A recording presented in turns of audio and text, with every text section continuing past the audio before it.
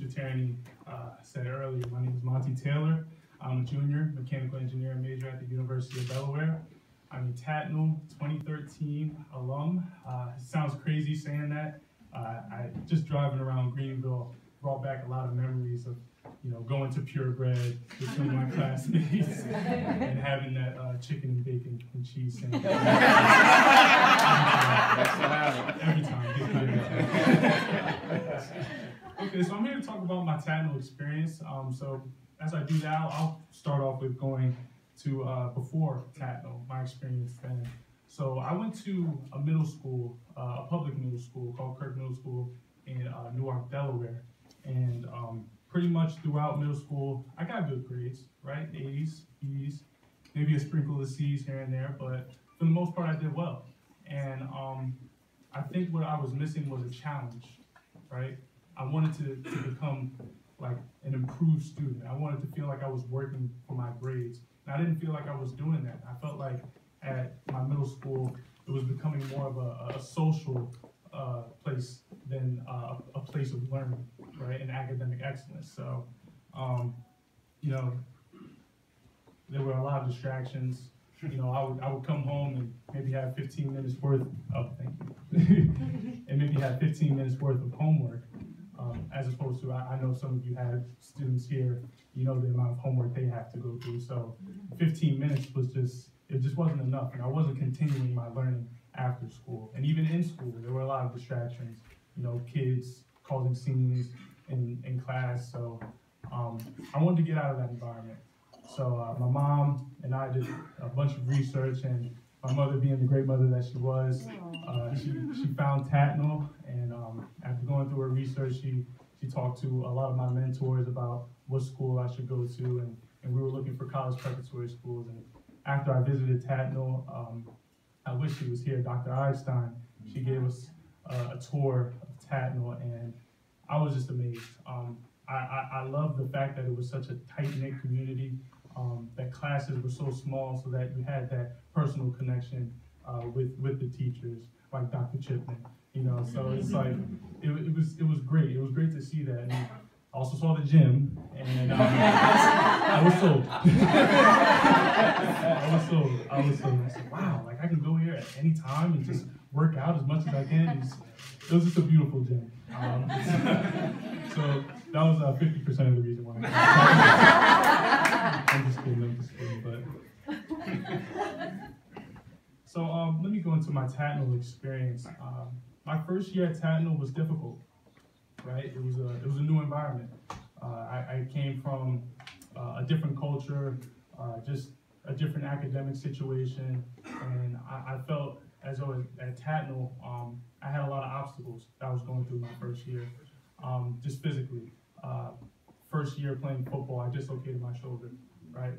So I was out for the whole year that year. I felt really down about that. Then I had a heart condition. I had previously been dealing with a heart condition, but I had a third episode where my heart rate went at an uncontrollable rate while I was playing basketball.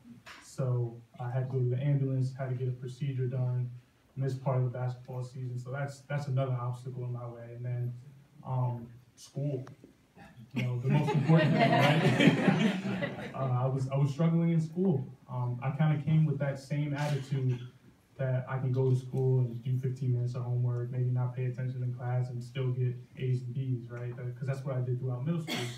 But that wasn't the case. That wasn't the case. I had to work for my grades, and I had to put in the time. I had to talk to teachers. I had to set a time, set away time after school to actually do homework and sit down and focus. So that first year, it was difficult. It was a challenge, and it was probably the biggest challenge ever in my life, was getting accustomed to Tatnall, even culturally, right? I hadn't come from the same socioeconomic group that was here at Tatnall, right? So I had to adjust to that, adjust to the culture. And I almost had pretty much like a culture shock. I was like, wow, like how am I going to fit in here? How am I going to get accustomed to being here for 4 years? But as you can see, I did. So I'm here now. So after that first year, I wanted to quit. Right? I won't lie to you guys. I wanted to quit. I wanted to say I'm done. Tatnall was not for me. You know, I'm not comfortable here with the environment. School is just too hard. It's too much of a challenge, right? Because I wasn't expecting that. I didn't know what to expect. But I talked to a bunch of mentors. I talked to my mother. And my mother, being the great mother that she was, she said, no, you're going to stay one more year. She said, you're going to stay one more year. And she said, you have to try it at least once. And I think what she was trying to get at is that, you know, if I gave up on that first year at Tatnall, you know, that could build a trend throughout life, you know, like getting challenges and just feeling like, oh, I should just back away, instead of going full-fledged through it and trying as hard as you can through it. So I thank my mother so much for making that decision for me. You didn't have a choice. I did not have a choice. So I came back the next year with a completely different attitude. I said, you know what? I'm going to be at Tatnall, so let me make the best out of myself. So I just did a complete 180, right? I set aside a lot more time towards school. So I talked to as many professors as I could, especially if I was struggling in a class, after school, after practice, making sure that, you know, if there was a concept I didn't understand, I would make sure that I understood it. And also physically, you know, I came off of the shoulder injury and the heart condition, and I made sure that I got back into that great Tatnall gym and worked out as much as I could and became a contributing member to the Tatnall athletics. And the hard work that I put in paid off. I like to think that it paid off. My grades definitely started to shoot back up again, right? I became that A, B student. And one thing about Tatnall is that, you know, the students there, it's that environment where you're expected to get good grades. You know, you're not expected to do average or mediocre. Everybody's like, yeah, I got an A on that exam. Yeah, I got an A in this class. And I didn't want to be that one student who wasn't a part of that group, right? So I took on that challenge. And I said, you know what, I'm going to do as much as I can to make sure that I do well here at this fine school. So, and I started to progress a lot over the years. I even started taking AP courses, honors courses. I took honors physics with a great professor,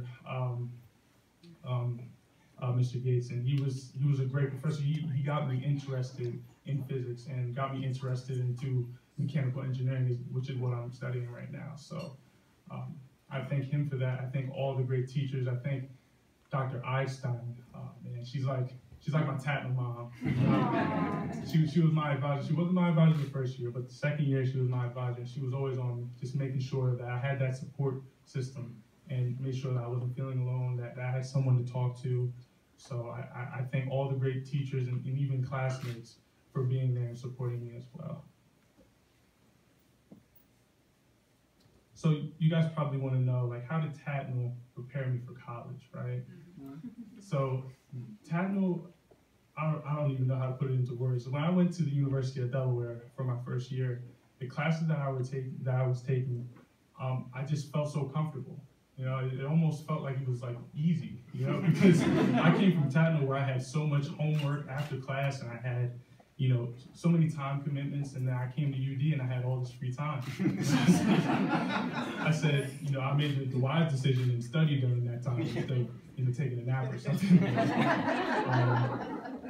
You know, I think it really paid off. And I look to the students to my left and to my right, and some who may have not had that college preparatory high school experience, and I felt like there was a huge difference. You know, I felt I had a huge advantage. I knew how to study, and I knew how to put away time and be disciplined with my studies. So I'm so thankful for Tatnall giving me that experience and giving me that expertise when it came to being the best student I could possibly be. And also, not to mention, you know, I studied mechanical engineering, so the classes that I was taking, I was super interested in. I'm not gonna lie, I honestly do not like, you know, history. And I'm more of the hard science and mathematics guy. So when I took those courses, I was like, wow, like I actually like taking these classes. So it became that much easier. Sorry, Dr. Chipman. You tried your best.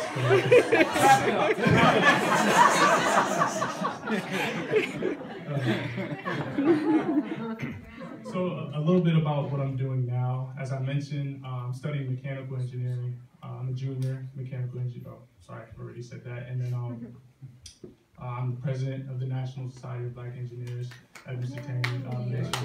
Doing a lot of great things, going to high school, speaking to students about engineering, making sure that we get as many students interested in engineering, because I feel like engineering just isn't a household name, right? You think of kids wanting to be doctors, lawyers, astronauts, but you never hear of engineering. So we're trying our hardest to do that and to retain engineers as well on campus.